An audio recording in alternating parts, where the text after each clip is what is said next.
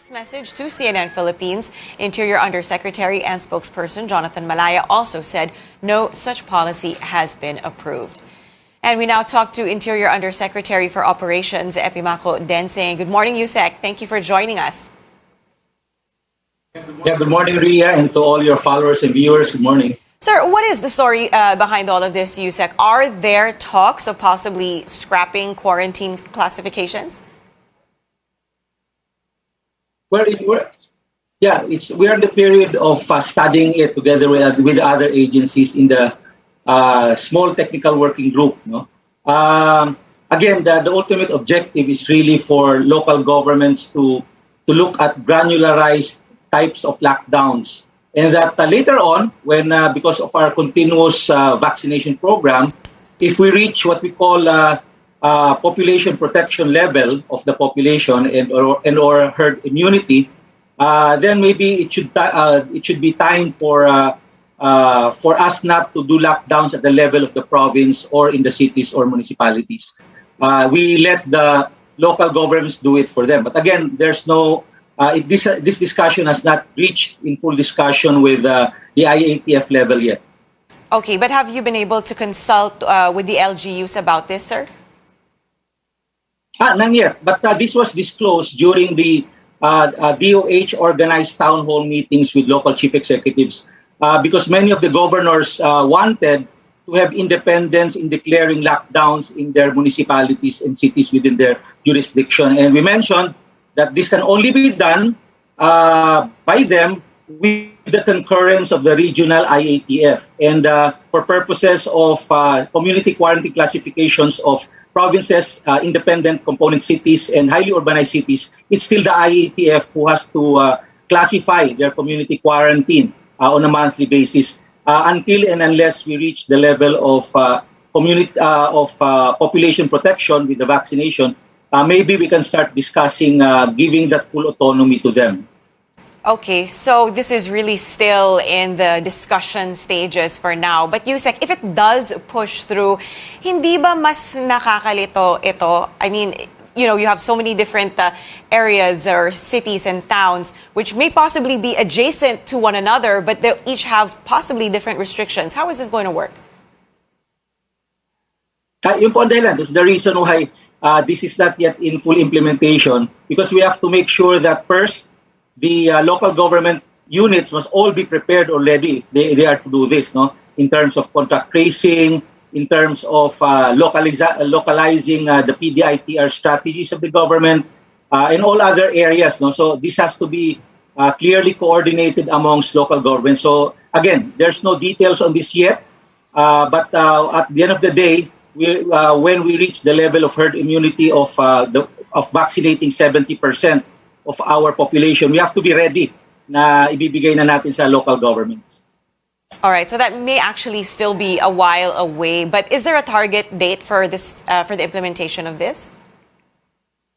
Well, it's already being discussed in our National Action Plan 4 with the National Task Force. So meron ng initial discussions.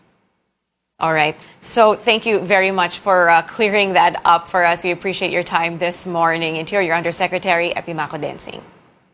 The country must maintain strict border controls to prevent threats of the more transmissible and severe Delta coronavirus variant. That's according to Health Undersecretary and spokesperson Maria Rosario Vergere. On Saturday, Vergere reiterated the public must comply with minimum health protocols.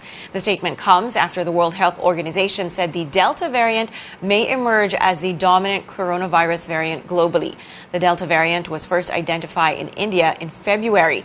It can cause severe symptoms and is believed to be 60% more contagious than the Alpha variant first discovered in the UK.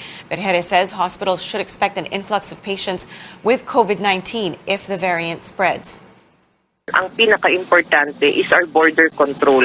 Kailangan po pare-pareho ang pagpapatupad natin across the regions at kung ano man po ang nairekomenda natin base sa mga advice ng ating experts, ipatupad natin na maayos.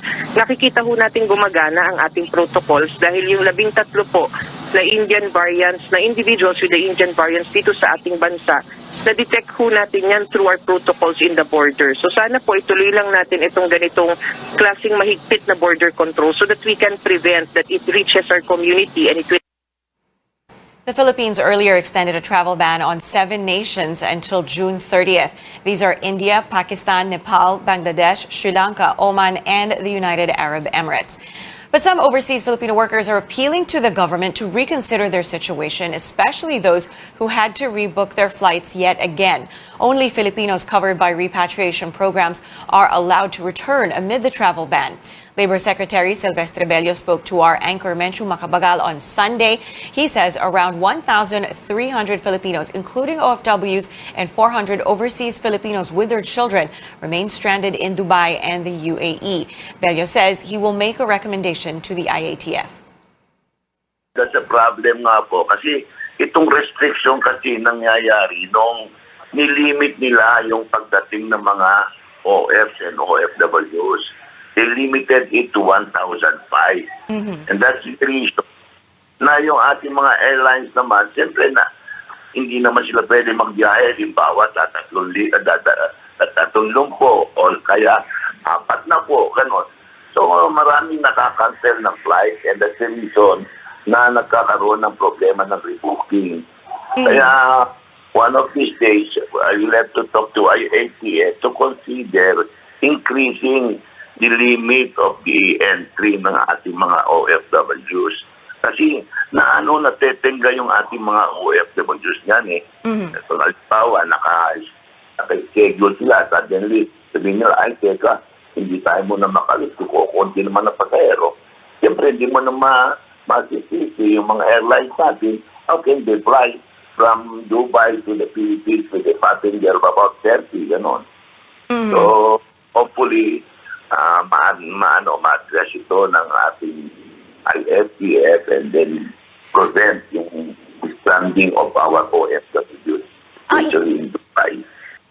Meron din kaming natatanggap na report. Like for example, meron tayo in Malaysia, meron tayong stranded na mga OFWs, pero konti lang to. Konti lang to, about 60 of them. And then we also have one in Riyadh, the Kingdom of Saudi Arabia, I think about 160-something. Ito yung mga na-stranded because of yung restriction. Pero konti-konti lang. And then we are doing our best to bring them on at the expense of OWA. Hindi po nabibigyan ng we make sure that our OFWs are not problema and nagkakaroon ng problema sa pamasahe nila. Okay. Secretary, going back to our kababayans in Dubai lang po, sinasabi po ninyo na you have to talk to the IATF about the possibility of lifting the arrival cap or loosening restrictions a little bit. Would you have a timeline in mind kung kailan po kayo magmi-meet about this? I will submit my recommendation to the technical working group when they will meet either on Tuesday or Wednesday so that they can submit it for consideration of the interagency task force. More COVID-19 vaccines will be available in the country soon.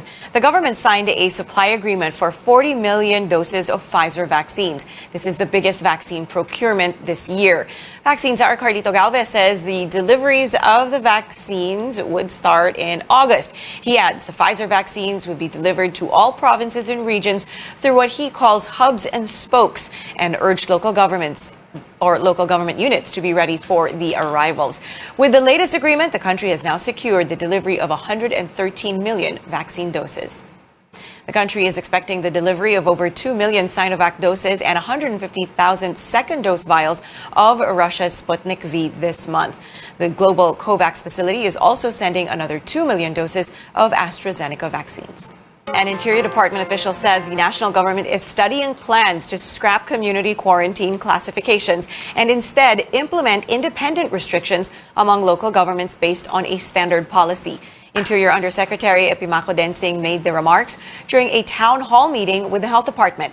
But some Metro Manila mayors say they have not yet heard of such plans. Speaking earlier on New Day, Densing clarified that removing quarantine classifications will only happen when the country reaches population protection.